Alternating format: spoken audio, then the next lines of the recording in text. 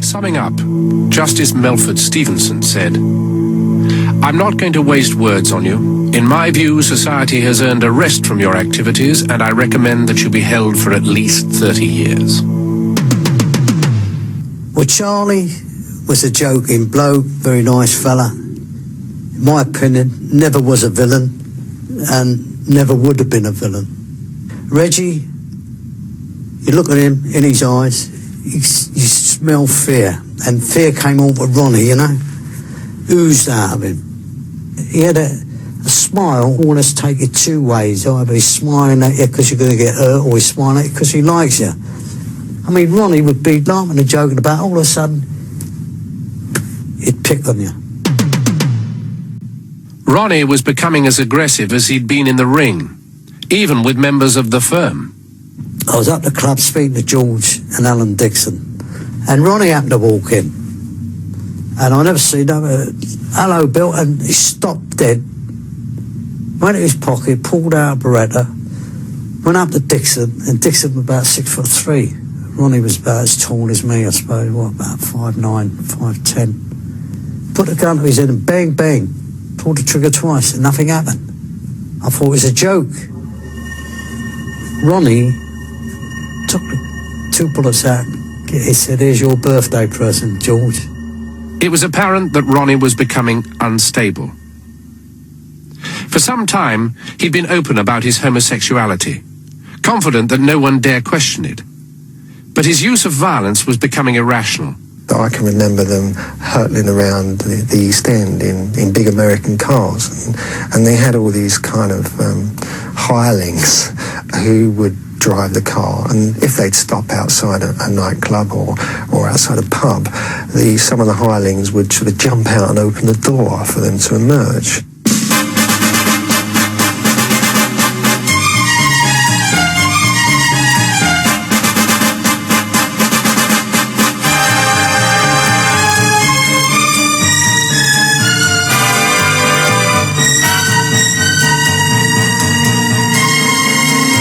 It was the films of Chicago-style gangsters that influenced more than the actual stories, so that one had this funny fudge between whether they were modelling themselves on the actors who were playing the gangsters or the actual gangsters themselves. Again, the Krays triumphed. Their position now seemed unassailable. They were all powerful in the East End, they were celebrities in the West End, and now they had beaten the press. Funded by a network of illegal earnings, supported by the villainy of the firm, and protected by the wall of fear and silence they left in their wake, the twins would never be more powerful than they were at this moment.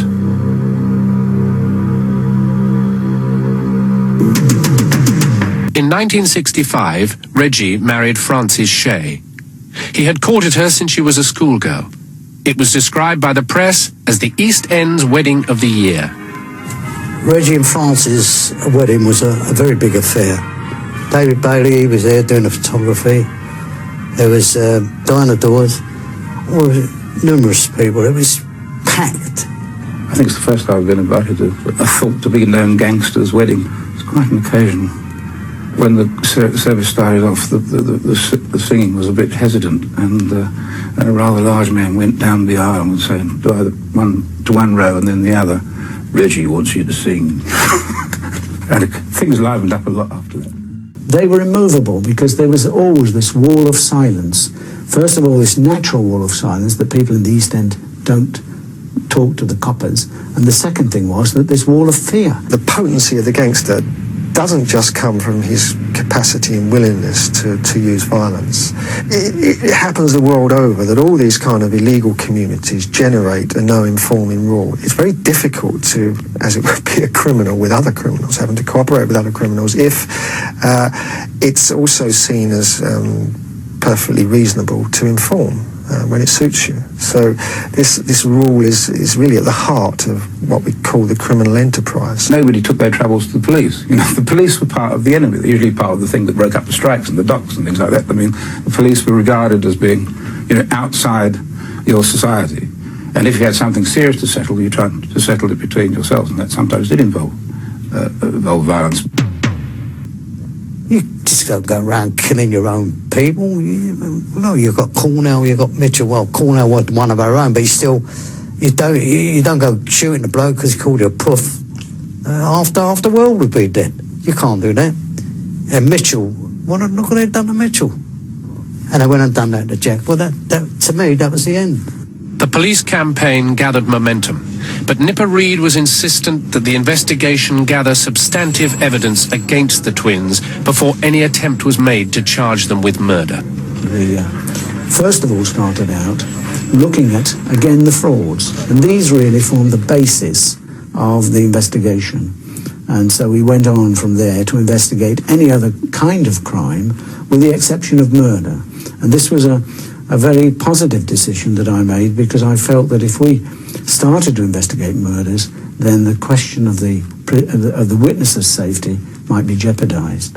The mood of the firm was very, very, very dodgy. People were not turning up at the meets anymore. They didn't want to come to the meets. They made excuses why not to be there, and the nervousness on the two twins that was showing, that they could virtually, it meant they virtually pull out a gun and shoot you in the middle of the road or in the house or wherever.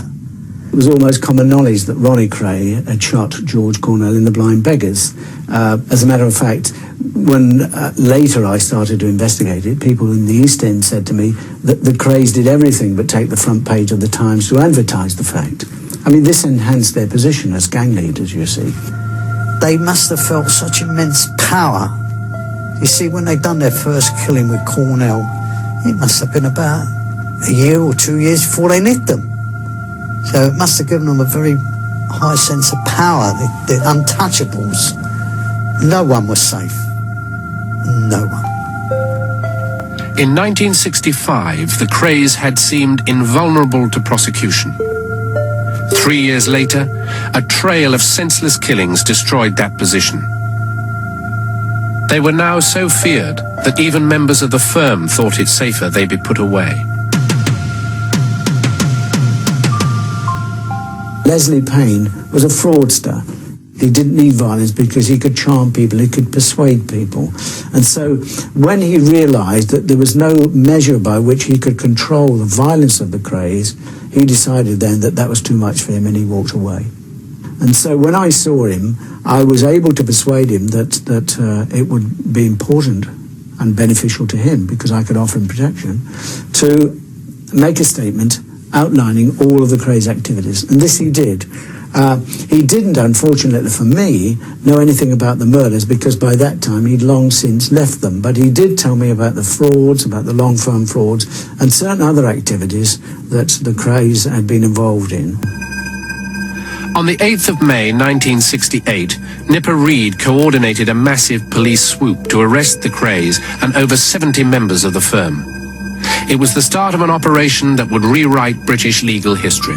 It was all timed for 6 o'clock in the morning. They were all provided with arrest sheets and descriptions of the people that they had to arrest and so on. And of course, these were all over the place. They were all over the East End and all over other places in London, of course. And so off we went, and I went with my then deputy, Frank Cater, and some other officers. And we went to Braithwaite House, which was where the Krays were then living. And there we found Ronnie and Reggie in bed, and they were both arrested and taken back to West End Central Police Station. In fact, we were the first team back of all the teams that had been sent out that night. We probably got the easiest operation, I suppose. Now that the Krays were safely inside, work on the case could begin in earnest. There was still no evidence or testimony that would convict either twin of murder.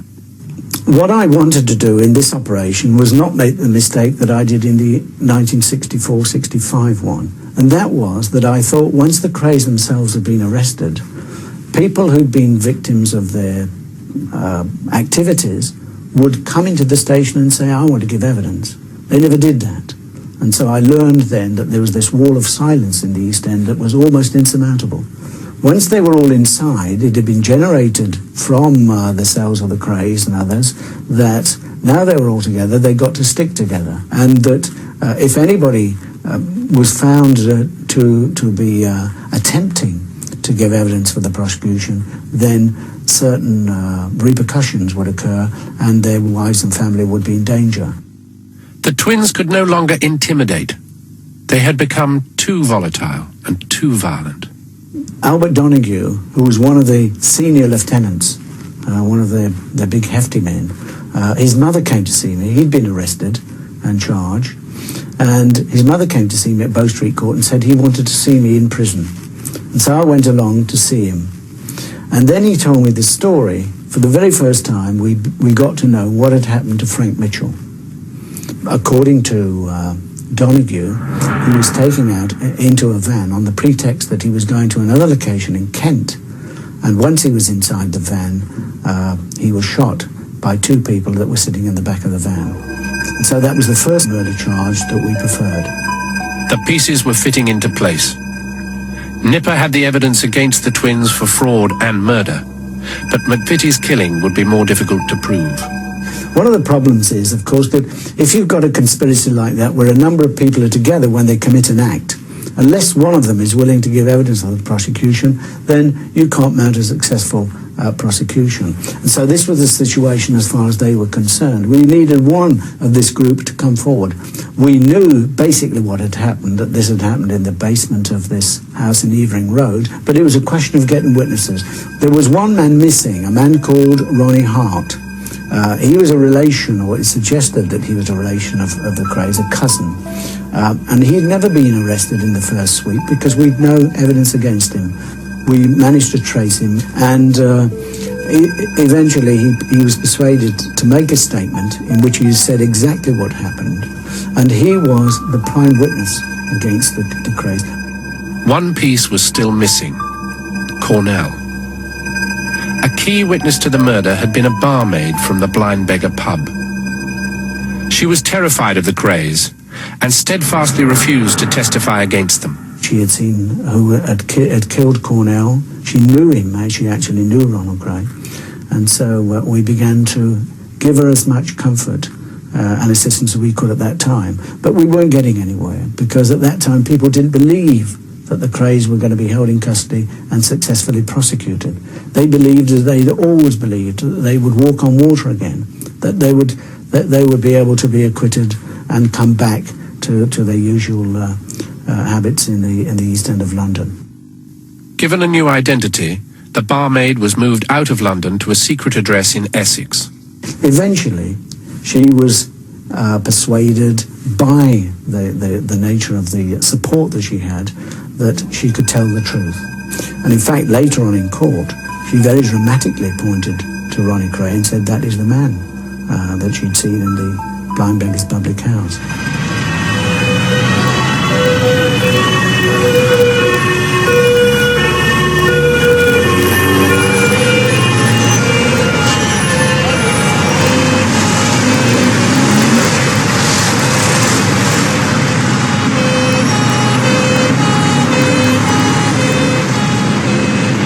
The trial started in January 1969. It was to become the longest and most expensive trial in British legal history, with more people in the dock accused of murder than there had ever been before. On the 5th of March 1969, both Ronnie and Reggie Kray were found guilty of the charges brought against them. I wasn't surprised at all. I expected. They said they would get 30 years. They told the barrister, they told the screws in prison in Brixton they would get 30 years, and they did. I was absolutely overwhelmed. I realised that if somebody had said something to me, I couldn't answer because I was full with emotion. Because this was now a situation that had been going on so long. You know, my whole reputation, my life depended on this almost. It was a fulfilment of an enormous undertaking by my squad. And you know, I felt justified that they'd done all the work that was necessary of them and that we'd achieved something, really achieved something. Aunt Violet, myself and Mum was in the kitchen and we was listening to the wireless, and when it came on that they got 30 years, you know, we was dumbstruck really. We couldn't believe it, and Aunt Violet looked at Mother and she said, oh, I think they've made a mistake. She said, I'm sure they have. She said, maybe they'll say later, it's not so long. I'm not going to waste words on you. In my view, society has earned a rest from your activities, and I recommend that you be held for at least 30 years. Of it. Billy Hill and Jack Spot had a sort of notoriety, but they hardly promoted themselves, and the other notorious East End villains, Burke and Hare, went about their murdering fairly quietly, and Jack the Ripper may have left a note, but he was hardly exactly photographed with royals.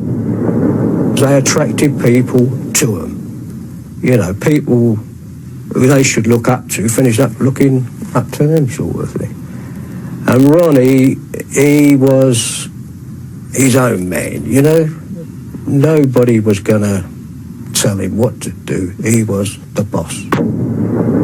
He was much more a gangster for the thrill of being dominant and powerful rather than money. And perhaps this was expedited by his mental condition that took pleasure in violence, and of course this was a factor in their ultimate downfall. What's special about the Kray twins compared to any other gangsters is simply that they were twins. I don't think there'll ever be criminals like them again. They're like Romulus and Remus. It was only the existence of the other that made the one.